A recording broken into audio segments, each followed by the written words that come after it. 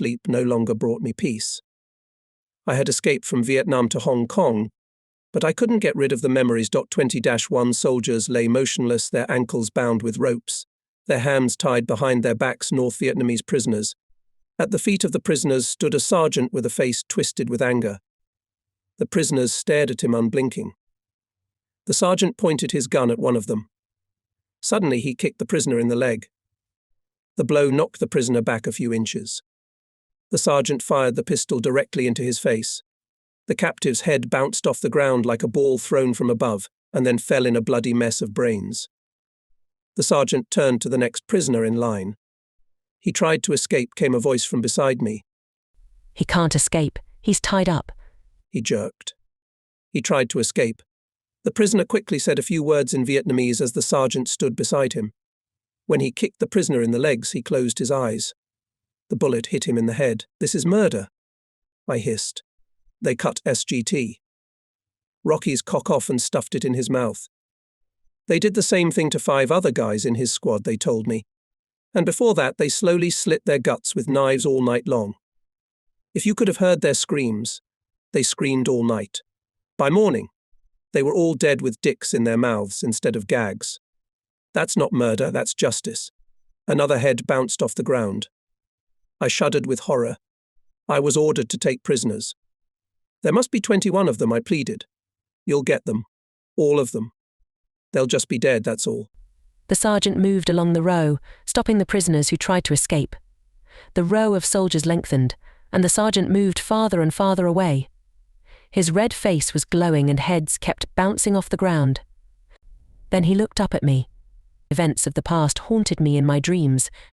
The wounded Viet Cong was lying on a stretcher, one edge held by a medic, the other edge hooked onto the floor of the cargo bay. "I don't think he's happy for our help. I think he'd rather be dead," the medic said. The Viet Cong stared at me. His black eyes were reproachful. He wore only a black pajama top, no pants, and a swollen, rotting wound on his thigh that had been inflicted days ago. He'd been hiding in the jungle all this time. "There's no saving the leg," the medic said. The soldier stared at me.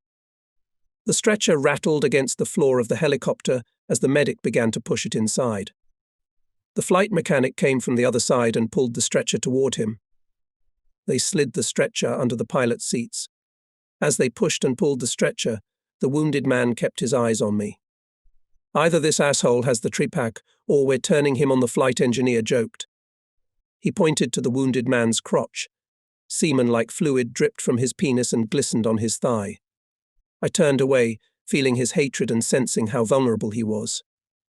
I looked into his black, burning eyes. They glared back. All the action froze. I thought I was waking up. But then the human shield I'd seen in the dog zone popped up in front of me. The eyes blinked, wrinkles gathering in their corners. An old woman with black teeth said something to me, then screamed. There was no sound. In her wrinkled hand, she clutched the smooth little hand of a child. She moved slowly, as if she were walking underwater. The crowd around her inhaled soundlessly, staggered and collapsed downward. A machine gun rang out in the distance. The woman slowly fell to the ground, shuddered and died. The old woman continued to say something. I looked at her moving lips and realized what she was saying. "It's all right." The action changed again. I was sitting in my Huey, waiting for the grunts to finish checking out the scorched village. "It's okay," a soldier peered through the cab window. "She's dead." "They're all dead." "It's all right." The crowd disappeared. I sat in the cab while the soldier addressed me from outside. It was a village. The damp earth was smoking. Burnt beams, mud-smeared walls and palm leaf roofs smouldered slowly. The smell of burning hair and smouldering charcoal filled my lungs and brain. Why is there barbed wire in the village? Is there a prison here? A defense line? My gaze was fixed on the child hanging from the barbed wire. "You can't do that," I told the soldier. "It's all right. It's all right. It's war. They've been warned. Everyone's left the village. It's the Viet Cong."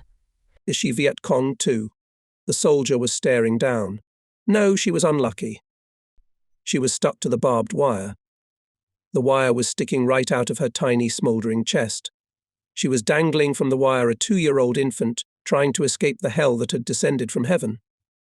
The lower half of her body had turned pink from the intense heat. Her tiny vulva seemed almost alive. It's not war, it's all right. Civilian casualties cannot be avoided. The soldier continued to speak, but no longer silently. The little girl's stiffened body half-charred death, half-pink life dangled loosely on the wire. Suddenly I heard a ringing sound. I awoke to the sound of my voice echoing against the far wall. A telephone was ringing on the night table. I swallowed. Hello? Your call to the United States will be connected in 15 minutes, the voice said. A call. That's right. The Payne's call. Thank you, Mr. Mason. We just wanted to make sure you didn't miss the call, Mr. Mason. Yes.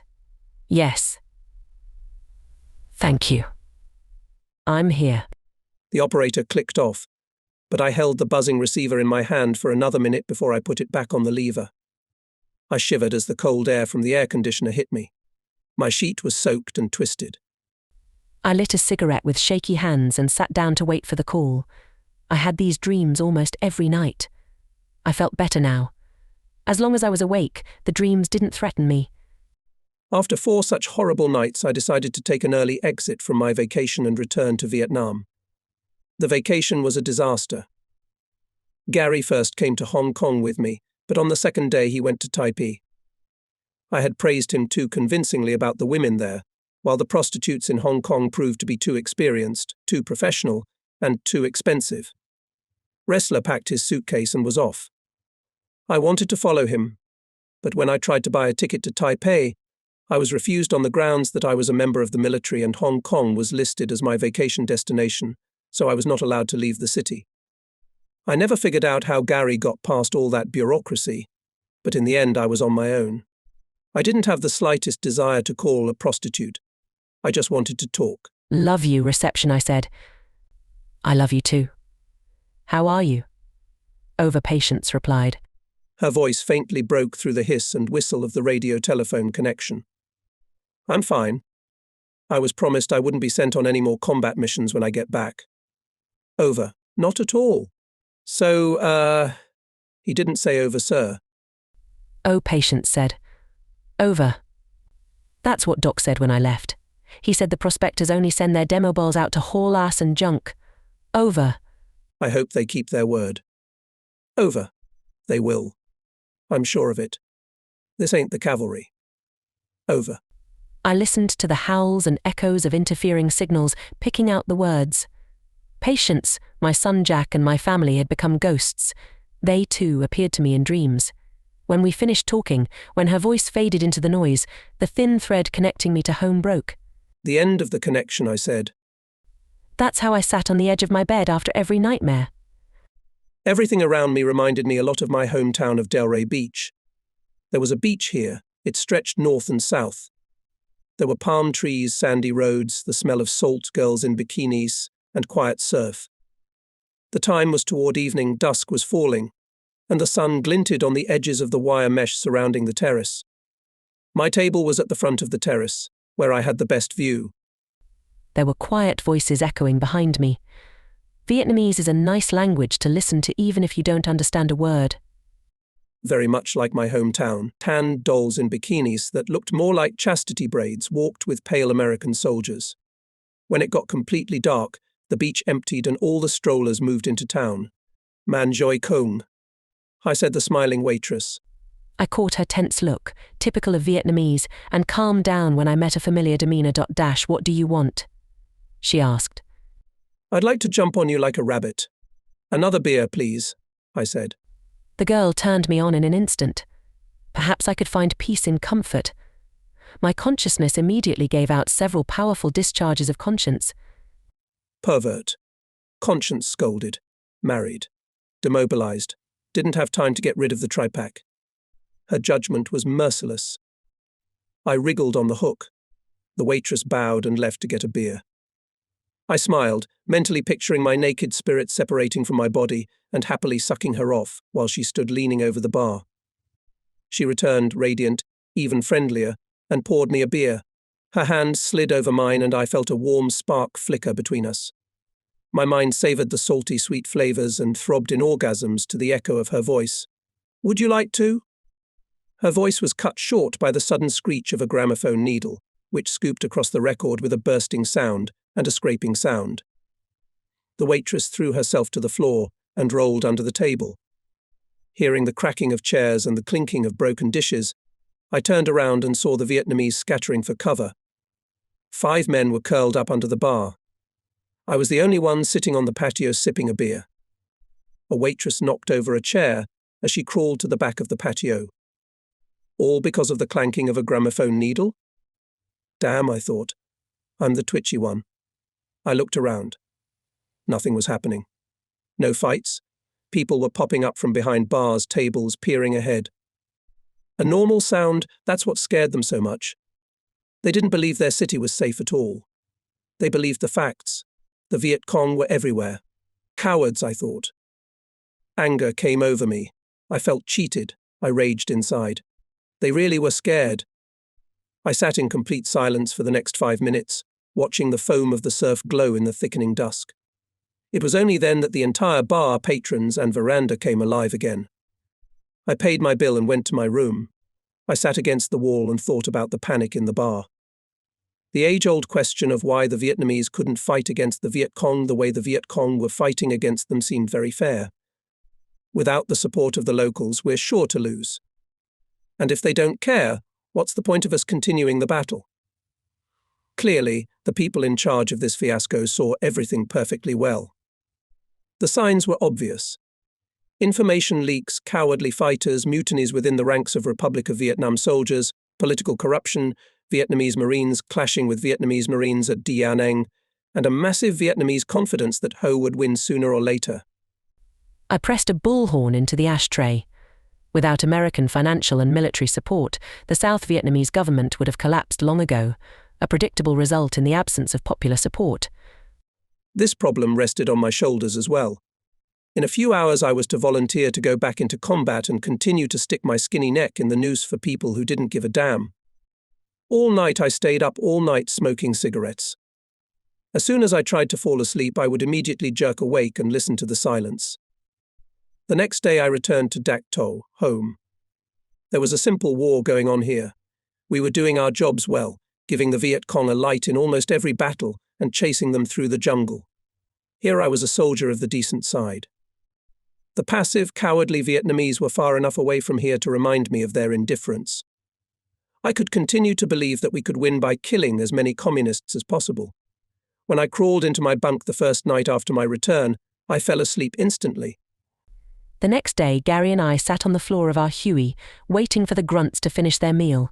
Their platoon, along with several other squads, was moving west, combing the jungle for Viet Cong. We chatted over being in familiar habitat. "I wish you hadn't come," Gary began. I tried, asshole. They wouldn't let me in. How did you get a ticket? I just walked up to the ticket counter and bought it. So you were dressed in civilian clothes because they wouldn't sell me a ticket. Total failure. You didn't get to Grass Mountain. What's that? There's a bunch of tea houses on Grass Mountain. You want me to tell you what they do in the tea houses? No. It starts in the bathhouse. Just you and 2 naked girls. They wash you, then steam you, then massage you. Didn't you hear me? I did, Gary continued. The 2 of them massage you so hard you feel like you're going to crack. Then, at the most crucial moment, one of the girls saddles you up and takes all your sorrows away. I nodded with my eyes closed, cursing myself for not getting laid when I had the chance. And this was just the beginning. Just the beginning. Exactly. They don't let you go until 2 hours later. They take you to the baths, give you tea, food and massages, and then pass you around to groups of 2 or 3 girls who have all sorts of fun with you. Gary's face lit up at the memory. I never heard of Grass Mountain when I was there, I lamented. Not once. Where the hell have you been? The next day I flew with the Sky King. At one of the parking lots, a grunt lieutenant approached us. A correspondent had just been shot. Will you take him, boys? Sure, I said. The commander of the squad the correspondent was with said that he was shot by a sniper. They say they've already cleared the place. No problem. Where are they? The lieutenant showed a dot on the map. They were only about a mile away. When I climbed into the cockpit, the Sky King and the flight engineer were ready to take off. I buckled my seatbelts while King Sky started the car. The King of Heaven was heading at 50 knots toward the right place. Over there I pointed to the 4 or 5 soldiers who stood in the thick of the bare trees around the man lying down. See? I see. As we flew by, they all threw themselves to the ground except for one. He was filming the helicopter with a movie camera. I love these landings, said the King of the Sky. The upper diameter of the landing zone was wide enough for a helicopter, but bony branches 20 feet off the ground blocked our path and severely limited our space. Axis 116, I reported over the comms. Can you move to another landing zone?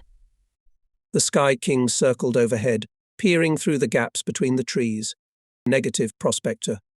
We're still under sniper fire, and our guy's badly wounded. The King of the Sky came in for a landing and approached the area. When he dropped down to the treetops, it was clear he was about to hit branches with his blades, so he gained altitude again. When the squad saw us flying over the zone, they asked over the comms. Prospector, will you be able to land? The King of Heaven shook his head. I can't get close to them. Do you want to give it a try? I nodded and took the controls. As the Sky King came in for a landing, I thought I saw a path. We're about to land. Axis 16. Be patient. The plan was simple. I was going to approach along the same path as the King of Heaven, but at a 90-degree angle, and then turn sharply. I hoped that during the roll, the blades would slip through the narrow gap that the King of Heaven was counting on. I took the desired angle to the landing zone and began to descend. I entered the turn quickly, banked sharply, and as we began to skip toward the ground, I realized I was going to hit the trees anyway. The propeller cut down several dry branches with the sound of machine gun fire. I leveled off for landing and we landed. Nice. How do we fly back? The King of the Sky asked. I didn't answer because I had no idea how we were going to fly back. The grunts dragged the wounded correspondent aboard. He was unconscious, his field jacket soaked with blood. At the same moment I noticed that the cameraman was standing behind him and kept filming what was happening. The grunts were lying on the ground around him, shooting back through the jungle and covering us. When I saw that the cameraman had his camera pointed at the cockpit, I straightened up in my chair and started thinking of cool things to do, in case they somehow got caught on tape too. The flight mechanic yelled that everything was ready for takeoff, and the cameraman jumped on board. Truth be told, all flight paths were blocked. I didn't have enough space to accelerate and reverse roll to get out through the same gap. Some of the branches were hanging over our propeller. By all indications, we were in a trap. But I had seen the blades withstand incredible loads many times before, so I decided to go ahead. I climbed into the hover, turned my tail so that it fell into the gap between the dangling branches, and added a step. We got about 20 feet up, and then the blades slammed into branches as thick as canes, hitting them at almost every point in their circumference. The noise was as if the blades were about to be blown to pieces. A few seconds later, we were above the treetops, and I raced toward the landing strip 5 miles away, nose down. Someday you're going to hit a branch too hard, the King of the Sky said after a long silence. And what? I asked. So your helicopter will fall apart and you will kill yourself and everyone around you. What a passion, I said. I think it's time to quit this job and go home. This guy's still alive, so the flight engineer's voice came through my headphones. The cameraman says he's the president of CBS News. How's that? Did a bee sting him in the ass? Said the King of Heaven. By the looks of it, the stupid moron was too busy in his cozy office. When we landed near the tent hospital in the 101st, the cameraman jumped to the ground and started filming his boss being unloaded from the helicopter. He filmed Gary and I in the cockpit, then put the camera away and saluted us. I nodded, added revs, and jumped up off the pad. As I flew back to retrieve the empty thermal containers we'd forgotten from the grunts, I remembered the cameraman saluting me and felt almost like a hero. As we shut the car down that night, the King of the Skies pointed out the nicks and dents in the blades and told me off. Look at this. You ruined the blades. What are they going to do? They're a little wrinkled. No holes. Think on the bright side. The kid survived. Yeah, but look at these dents. In the second week of July, Operation Hawthorne began to wind down. Patrols and reconnaissance units met little resistance in the combat zone. The North Vietnamese army had slipped away from us. If they escaped and we killed 2,000 of their soldiers, we won, Gary pondered. What did we win? We have no territory left here, we don't take control of the villages, and we spent a lot of resources to stop them, I countered. We won the battle. They lost more soldiers than we did. Don't make this harder than it has to be. Doesn't it bother you that a war with North Vietnam takes so many resources and soldiers?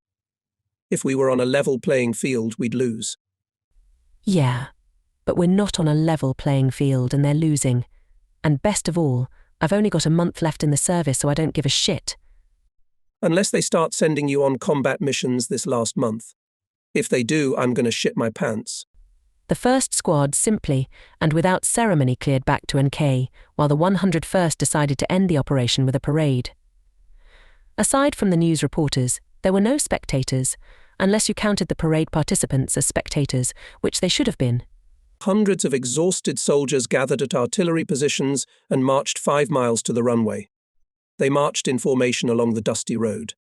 Gnats buzzed in the stale air, no virgins throwing flowers, no weeping old ladies, no stern men shedding a tear. The soldiers marched to the sound of their thudding footsteps. I can imagine how mad they get, Gary said, leaning against his door window and gazing at the column. Especially when they look up and see the empty helicopters above them. We flew back and forth over the column in 4-wedge formation at an altitude of 500 feet for the entire march. By design, we were supposed to add solemnity or emphasize the historical significance of the event. But, as one grunt put it, we never understood why you assholes didn't come down and give us a ride. When the head of the column finally reached the 101st's landing strip, the band rang out, the Hueys whistled across the sky, and the general brightened. When all the infantry squads returned to camp, a recount of the soldiers began. About 20 men were missing. By default, these soldiers were considered dead. In a few days, the operation to find their bodies was to begin. The next day, while the missing slowly decayed, the 101st threw a party for the survivors. Their camp was within walking distance, but our aviator ego demanded that we go there by air. Having seen so much death and injury, the survivors were honouring life. We were partying like it was the last time, trying to prove to ourselves that we were still alive. Over the next few days, things dragged so slowly that Gary and I decided to check out a rumour. Not counting the daily ice flights and the occasional ass and junk delivery, air support missions for the 101st had ceased while command cleaned up their tails. The rumour was that our old 1st Squadron company, the Pastors, was camped at Chio Rio, 100 miles south of us, so we went up to Ring and asked, "Major, can we take the Huey and fly down to visit some old friends?" As I uttered the question, I realised how idiotic it sounded. In the cavalry, it would never have occurred to me to ask Faris or Shaker for a helicopter. Helicopters were never, ever used for personal use, probably only except when you stuffed the cargo hold full of ivory and outranked everyone else. Visiting friends? Ring stood in shorts in front of his tent, about to visit the shower we'd managed to build. What kind of friends do you have in Vietnam? Our old company is camped out near Chio Rio, Gary explained. Oh, friends like that, I could hear the relief in Ring's voice. Sure, go ahead. But he smiled warmly, make sure you get back before dark. Just like that. I didn't even have to go for the ice. The King of Heaven had agreed to cover for me. We had a $500,000 helicopter, 2 gallons of fuel, and a full crew at our disposal. And all we had to do was fly south to see old friends. It was like borrowing a car from my dad. After lunch, we headed up to the cumulus clouds. After passing over Pleiku at 3,000 feet, we changed course at 140 degrees and headed for Chio Rio. It's going to be pouring out of these clouds by tonight, Gary said. I nodded. I flew under the clouds, constantly changing course to duck into gaps. The clouds cast black shadows on the jungle below us. The river, shimmering brightly, was reflected in places by matted black patches. There they are, I thrust my chin forward. An hour later, we spotted our target. Ah, good old Chio Rio. I remember him well, Gary smiled. We camped here once with the prospectors. I came down below and began to circle over a field with a bunch of Hueys sticking out. It's them. Gary pressed the comm button. Pastor station, this is Prospector 042. No response. Gary repeated the message. Of course they won't answer, he guessed. It's unlikely they're sitting on the old frequency. Meanwhile, I noticed a group of people with their palms over their eyes, staring at our helicopter. It was them. I see Connors, I said. I stepped out of orbit and headed for a landing. We landed near one of the pastor's helicopters, shut down the engine and jumped out. Holy shit. Connors was stunned. Let me guess. We were flying to Saigon and got lost, right? No, we were flying to Paris and decided to refuel. I saw a couple of other people coming towards us. Faris was one of them. Mason and Ressler, said Faris. I don't believe it. What the hell are you doing out here all by your lonesome? Just visiting, Captain Gary replied. Oh yeah? Just like that? Faris tried to imagine, at least mentally, the possibility of such frivolity. His first squad logic simply could not digest such a thing. You're allowed to. Visit. It's different outside the cavalry, Captain, I explained. Faris shook his head in amazement. Well then, feel free to come in. The cook had just brewed a fresh batch of beer. On the way to the dining room, Gary and I clapped backs and shook hands with our friends we hadn't seen in 2 months. In the dining room, we saw a whole bunch of new faces. As a matter of fact, almost all of the faces were new. They diluted a good deal of the old gang I knew. I spotted Major Astor walking toward the helicopter parking lot. His nemesis John Hall was no longer with the company. Banjo was still in the lineup. So was Riker. Kaiser had gone to work for Air America. That's it. All that remained of the original lineup of the pastors were rumors and a few old faces. The second draft was pushing out the old-timers. The newcomers arrived at Nkye with no idea how much their predecessors had done to make things the way they were now. Funny how the hardships I hated the most became the nucleus around which I built memories of former camaraderie. We sat, drank coffee, and shared war stories. Recently, the pastors were attacked during an overnight layover. 4 pilots were wounded. The month before, a new pilot had been killed on a combat sortie. We told the guys about the combat chopper that landed with the crew unconscious. It was nicknamed the Ghost Chopper, how we shoved resisting Republic of Vietnam soldiers out of a helicopter near a fortress, and how the North Vietnamese army defeated an artillery position of the 101st. But most of the time we bragged about how well we were doing under Ring's judicious leadership. Ice flights, beer parties, Vietnamese labour to build bunkers, ambulances full of whores, the usual stuff. That's how we lived. As we listed all these things that seemed designed to shake the cavalry's Spartan foundations, Faris was getting more and more tense. In the cavalry, they'd hang this guy, he said with an authoritative nod. He's doing a good job, I said. Faris nodded, but I could see he didn't believe me. If they didn't do it in the cavalry, then it was wrong. We ate dinner and stayed a little longer than we could afford. The sun was already hanging quite low, leaving us about an hour to get back on time. We said a final goodbye to everyone. Hang in there, Demobar's Connors said. Yeah, we've got nothing left, I replied. And remember the party when this is over, Connors shouted after us. I shouted back at him. Call me when you're in town. The last missions we flew to Dak 2 were to search for dead bodies. We'd dropped squads off at various points around the bombing zone and waited for them to literally sniff out all the bodies, which had already begun to emit an extremely stinky odour in the days since we'd been winding down camp. I quietly informed the lumpy black body bag that we had recently had a party. Someone was trying to shove a corpse's knee inside. It was protruding clumsily out of the bag. The knee would give way, but it would pop back up when you took your foot out. The smell was so foul I could barely keep from vomiting. Too bad you weren't there, I continued. On June 17th, we returned to our permanent camp in Phan Rang for a 4-day break there. Our next stop was Tui Hoa. Gary and I reached the 30-day mark back on the 12th. 4 pilots to replace us had already arrived at the company. We seriously thought we were going to be left behind at the battalion's logistics camp or Republic of Vietnam soldiers. I'm really sorry. But it didn't work out, Deacon said. Ring's been to a couple of preliminary briefings, and he says we're up to our necks in Toi Hoa. We've got 2 units to help, one of them Korean. We need every available pilot. I looked at Gary. Gary looked at me. We both looked at Deacon. Then why did everyone say we'd only be flying in the rear in our last month? I asked. We thought we would. Deacon looked unhappy. His plans for the future were falling apart, too. The last month's program was turning into the distant dream it had apparently been all along. I know you're both exhausted. Just be patient and do what you know how to do. You'll be home before you know it. If it makes you feel any better, the rest of us are going to be here another 6 months.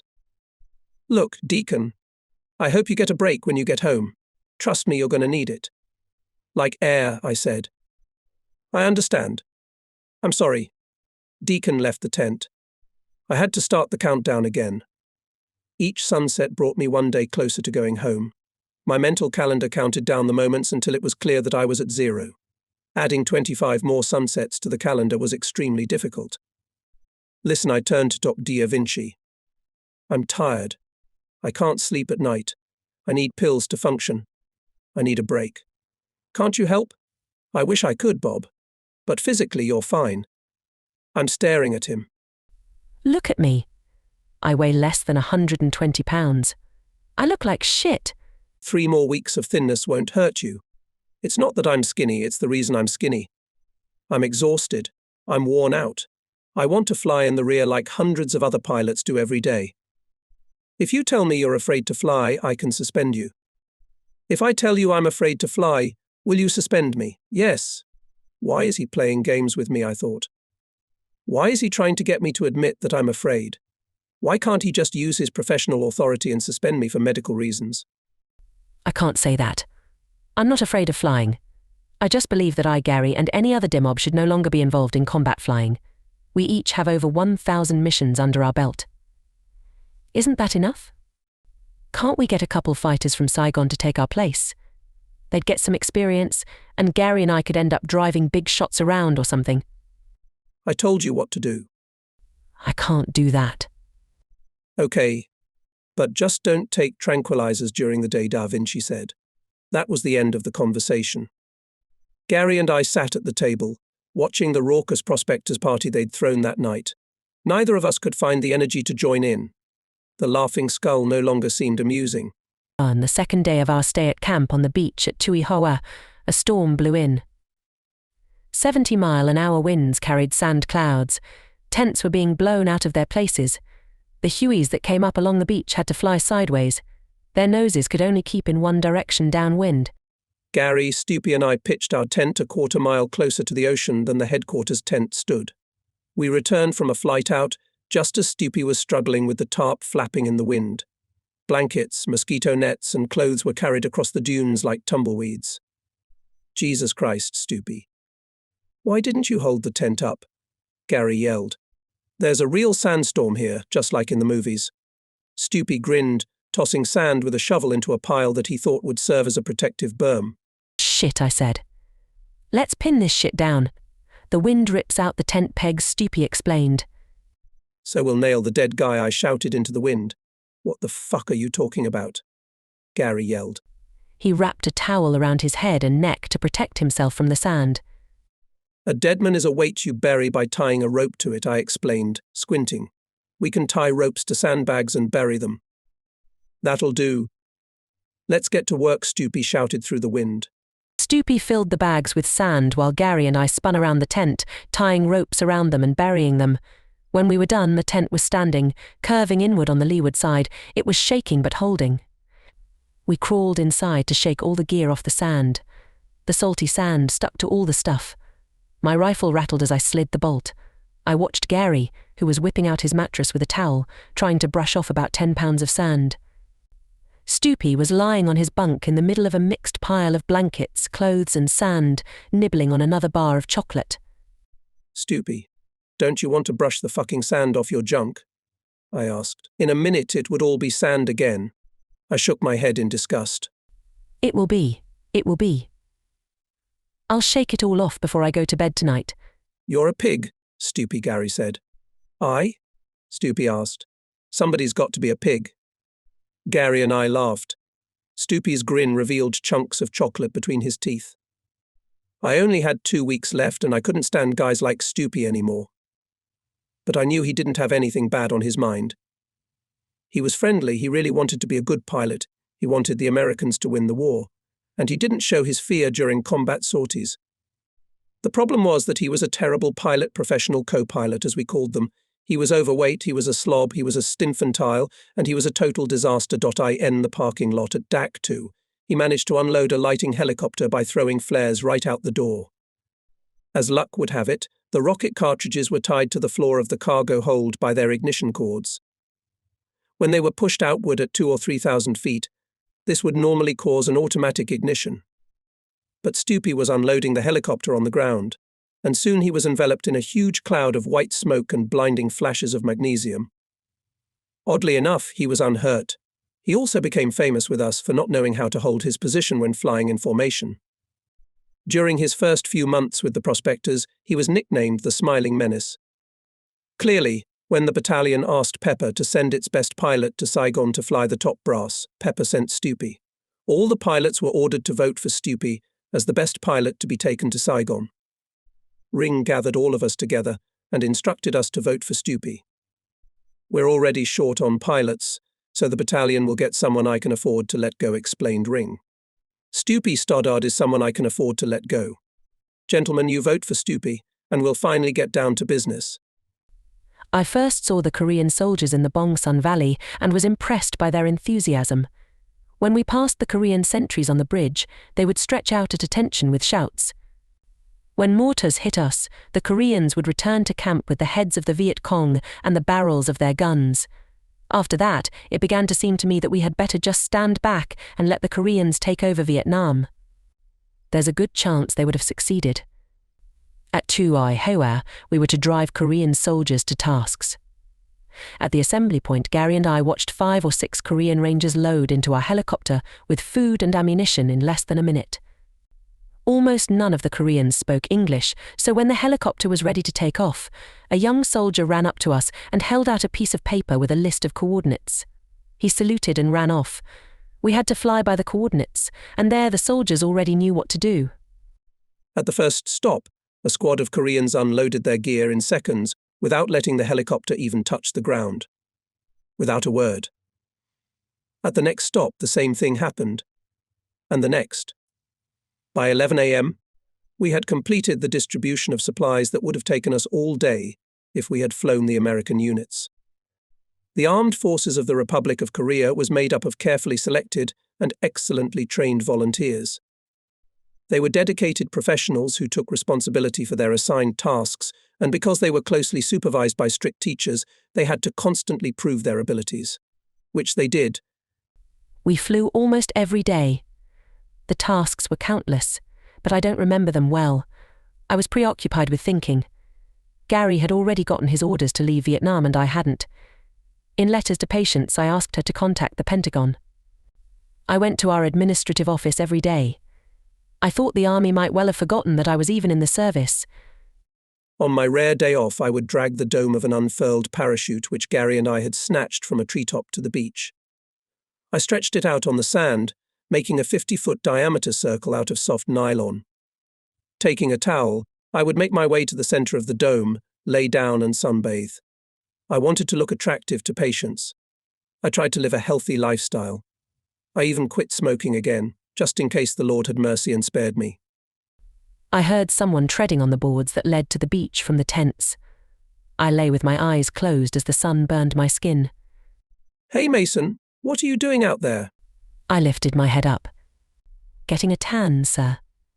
Ring stepped onto my giant beach towel. "I've got something here."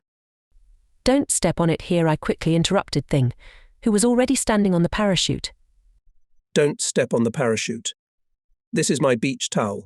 Stepping on other people's beach towels is not customary," I said seriously. At first, Ring smiled. But then he got a puzzled look when he realized I wasn't kidding. "You were serious?" "Yes." Ring nodded sadly and walked back down the planks. Behind him I saw the repair helicopter, which had taken to the air, dragging a damaged blade on a cable suspension. Shortly before, Major Stevie Richards, the maintenance officer, had managed to hook the blade to a load hook to drag it on his helicopter to the sea and drop it into the water. In this war, the Major had done nothing more dangerous than inspecting repaired helicopters. Securing the blade to a hook, Richards invited everyone to fly down for a ride. 5 people, mostly mechanics, jumped aboard. As the helicopter rose into the air, it became clear to everyone on the ground that dragging the blade upright under the machine was a bad idea. The blade swung violently under the helicopter as Richards picked up speed. The maintenance sergeant rushed after the helicopter, yelling, "Major Richards! Stop, stop. The blade is swinging." I saw the blade spinning under the machine at 300 feet. Apparently, Richards didn't realize the blade was spinning in circles right below him. No sooner had he reached the water than the blade slammed behind the helicopter and chopped off a piece of the tail rotor. Richards began leveling backwards, trying to slow the machine down, but to no avail. While he was leveling off, the blade whizzed under the helicopter with a huge knife edge, rose up and struck the main rotor. The damaged propeller failed and broke off. Time stood still. I saw the helicopter nose down, tip upside down, disappear behind the tents and crash into the beach. It dropped like an anvil. There was a second's silence after the impact, and then there was a whoosh. The flattened Huey was engulfed in flames. First orange tongues as the fuel burned, and then bright white as the metal caught. There's a lot of magnesium in helicopter alloy. The men rushed toward the helicopter, but the fire drove them back. Major Richards, the flight mechanic, the gunner, and 3 other mechanics were burned alive. I was still lying alone on my precious beach towel. I cried. That night, 6 sticks were dug into the beach and 6 helmets hung from them. A military chaplain conducted the service. My only solace in the hell of waiting was having a comrade by my side. Gary and I always flew together. And then, 5 days before the service ended, Gary left for Phan Rang. Don't worry, Bob. They'll send your orders. You'll see, it's a stupid misunderstanding. Tomorrow or the day after tomorrow, Ring will let you go. He will. I know. It's okay. I'll see you at Phan Rang in a day or 2. Got it? Yeah. A day or 2. See you then. Bye. Bye. Bye. Gary ran to the helicopter that was flying to the main base. In a few days, having completed all the paperwork, he would be in Saigon and board the big bird that would take him to the States. The next day, the main headquarters assigned me a new pilot, LT. Fisher. Fisher and I flew to some position in the jungle east of Tuiheioi to pick up a scouting party. When we arrived at the given coordinates, a valley appeared before us in the form of an almost perfectly round crater. The squad was sitting on the very bottom of this giant crater. They informed us over the comms that there were enemy snipers sitting around, and that we should be cautious about landing. I decided to take a chance and show Fisher how to get to the ground without getting shot at. I headed toward the funnel at 80 or 90 knots, coming in tangentially to the rim of the funnel. All the way to the bottom, I'll be going at low altitude, I explained. Fisher nodded from the right seat. It was his first flight in Vietnam. For a second I remembered myself in his seat, sitting wide-eyed beside Liz, going low altitude in Happy Valley. I had been shocked then by the speed at which everything was happening, and I was sure Fisher was experiencing exactly the same feeling right now. As I flew over the edge of the funnel, I tilted sharply and adjusted to the angle of the slope. What Ring stopped and took a step back. If we go straight over the treetops at high speed, they won't get us. We descended to the bottom of the crater in a spiral. The squad got on the phone and reported that there were gunshots all around. Don't worry, I reassured Fisher. They are shooting blind. At the bottom of the funnel was a small grove, which left me only 2 options: get out from under the cover of the trees, or fly straight between the trees. Since the whole point of my approach was to stay in cover, I decided to fly between the trees. Coming out of the spiral, I leveled off and headed toward the grove. The squad was right behind it. As I leveled off, I also dropped down behind the trees and disappeared from the squadron's sight. Since we didn't fly over the grove from above or to the side, the squad thought we had crashed. When they called us over the comms, I was scrambling through the trees. I braced myself against one side of the trees and swung forward sharply. This allowed me to tilt so steeply that the Huey was able to squeeze its large carrier propeller between 2 tall trees standing 30 feet apart. Once through the thicket of trees, I quickly leveled the car to make the landing. The radio operator, who kept asking where we had disappeared to, only yelled over the comms. We landed directly in front of the squadron. As the squad quickly loaded up, muzzle flashes flashed in front of us. The squad leader circled around, pointing to the places where they had already been shot at. We got there just in time. The squad was surrounded, with the Viet Cong tightening the ring around the funnel. There were a total of 8 grunts in the squad, not the biggest load at sea level, but heavy enough to slow the withdrawal. Now I accelerate over this field as fast as I can, then yank the handle to gain altitude over this side of the hill. I hovered in the air for a second, then brought the nose down sharply and sped forward over the field. I kept the machine at an altitude of 4 or 5 feet until we accelerated to 90 knots. Then I pulled the control stick back and the car soared upward. At first we gained altitude very quickly, using the stored energy from the acceleration. However, as we approached the top edge of the funnel, the helicopter slowed down and crawled through the air. I knew that this was the moment when the enemy would start shooting, like duck hunters do. Therefore, when the machine went on the last power, losing all forward speed, I abruptly turned it at the highest point of altitude gain with the pedals and tore in the opposite direction. My maneuver took everyone by surprise, and I heard exclamations from the cargo bay. Fisher involuntarily jerked toward the controls, but immediately stopped himself. In a few seconds we were flying over the ridge toward the beach. "Awesome," said Fisher. Remember, always stay low. If there are trees, go as fast as possible and never use the same route twice. I smiled as I repeated the words Liz told me exactly 1 year ago. While flying, my life was in my own hands. When I returned to camp, the army was in charge of my destiny, and the army still couldn't find my discharge order. "It's going to get hot in here," the operations officer, Major Raymond, began. All the prospector pilots gathered for a briefing. The major rambled on about battle plans, radio frequencies, flight numbers, crew assignments, and anticipated enemy positions. It was white noise to me. My hand was jotting down information in my notebook, but my mind was in shock. 2 days left, it told me. 2 fucking days, and I'm flying into a hot zone.